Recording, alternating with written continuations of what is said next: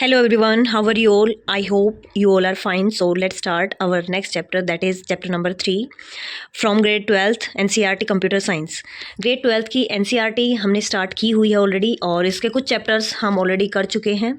सो अगर आपको NCERT का कंटेंट ग्रेड 11th और 12th का पढ़ना है तो आप मेरी वीडियो चेक कर सकते हैं। ग्रेड 11th ऑलरेडी कंप्लीट हो चुका है। ग्रेड 12th के कुछ टॉपिक्स मैं कंप्लीट करा चुकी हूँ जो कि KVS NVS EMRS के लिए भी इम्पोर्टेंट थे। वो ऑलरेडी मैंने पहले ही इसके नेक्स्ट 8 9 10 11 12 ये चैप्टर मैं ऑलरेडी करवा चुकी हूँ। बीच के कुछ चैप्टर्स बचे हैं अभी 3 4 5 6 7, इनको भी कंप्लीट करेंगे हम। ये सिलेबस में उस टाइम पर नहीं थे तो इसलिए मैंने पहले उनको कंप्लीट कराया, अब इनको करेंगे हम complete.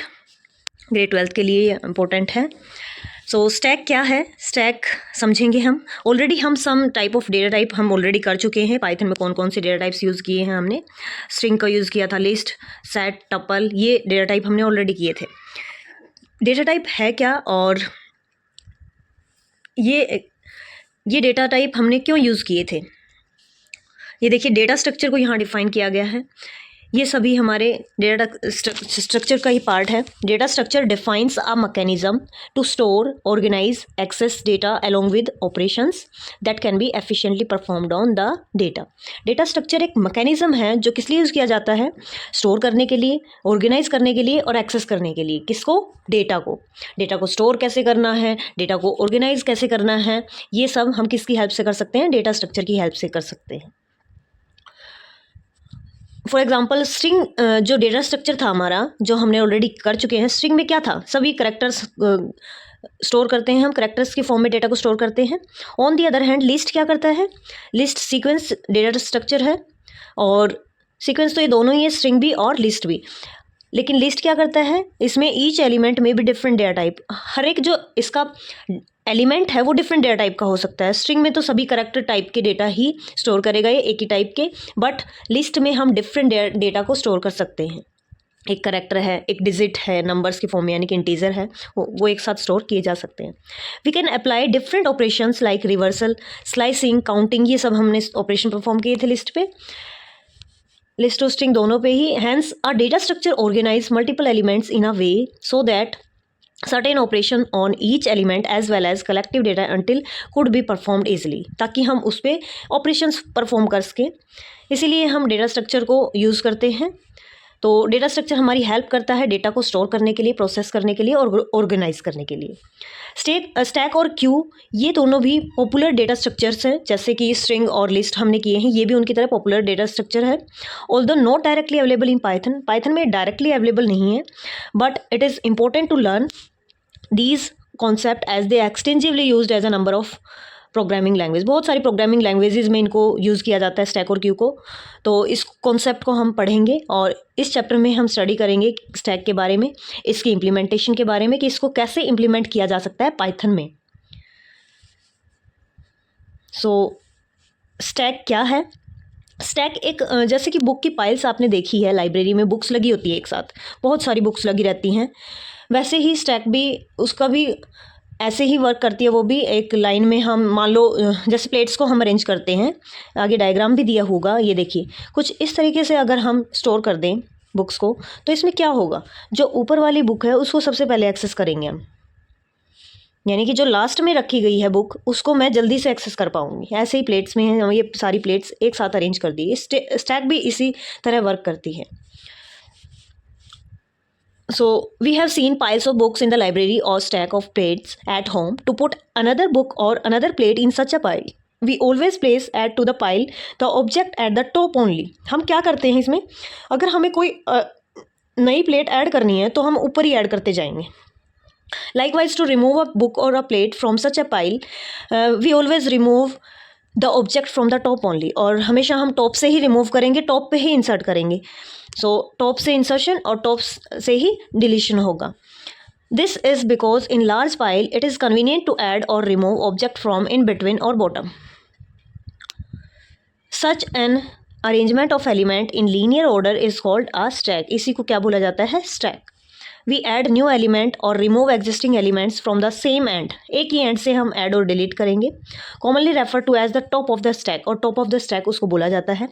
It thus allow the last in first out, इसको स्टैक को ही ये भी बोला जाता है LIFO, last in first out. जो लास्ट में प्लेट रखी गई थी वो पहले आउट होगी, last in and first out. That is the element which was inserted last will be the first one to be taken out from the stack. So ये diagram है, ये आप एग्जाम्पल के तौर पर याद रख सकते हैं। एप्लीकेशन कहाँ कहाँ है, अब हम ये समझते हैं कि स्टैक को कहाँ कहाँ यूज़ किया जाता है। Some of the application of stack in real life, real life में आप कहाँ कहाँ यूज़ करते हो। एक तो मैंने जनरल एग्जांपल आपको दिया है, arrangement of plates. Pile of clothes in an अलमीरा, अलमीरा में हम क्लॉथ्स जब अरेंज करते हैं तो वो भी क्या है, स्टैक की फॉर्म में करते हैं। Multiple chairs in a vertical pile, chairs को एक साथ जब अरेंज करते हैं तब भी हम क्या करते हैं, उनको स्टैक की फॉर्म में ही रखते हैं। Bangles worn on wrist, wrist जब आप अपनी कलाई में बैंगल्स पहनते हैं तो वो भी किस फॉर्म में होती है, स्टैक फॉर्म में। Piles of boxes of edible in pantry, pantry में आप इटेबल्स रखते हैं तो वो भी किस फॉर्म में होती हैं, स्टैक की फॉर्म में। Some example of application of stack in programming are as follows, कुछ एग्जांपल हैं इसके। When we need to reverse a string, the string is traversed from the last character, जब भी हम स्ट्रिंग को रिवर्स करते हैं तो हम क्या करेंगे, लास्ट कैरेक्टर से ट्रेवर्स करते हैं till the first character. Characters are traversed in reverse order of their appearance in the string. This is very easily done by putting the characters of a string in a stack, और ये हम कैसे कर सकते हैं reverse order में, with the help of stack arrangement. Stack जब उनको हम स्टैक अरेंजमेंट में अगर लगा दें तो हम इजीली उसको परफॉर्म कर सकते हैं। We use text image editor for editing the text image, where we have options to redo undo the editing done.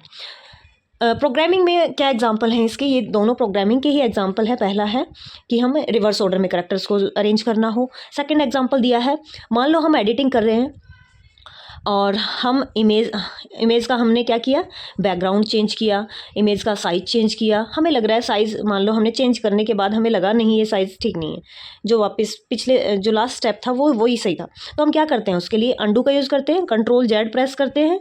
तो कंट्रोल जेड प्रेस करते ही कौन सा एक्शन रिमूव होगा, जो हमने अभी अभी जो एक्शन परफॉर्म किया था वो हट जाता है।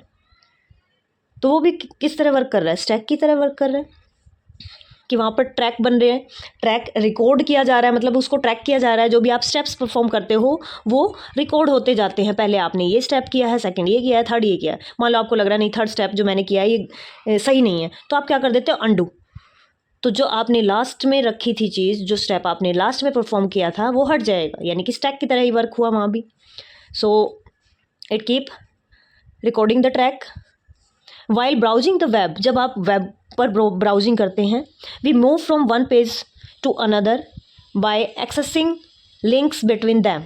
In order to go back to the last visited web page, we may use the back button on the browser.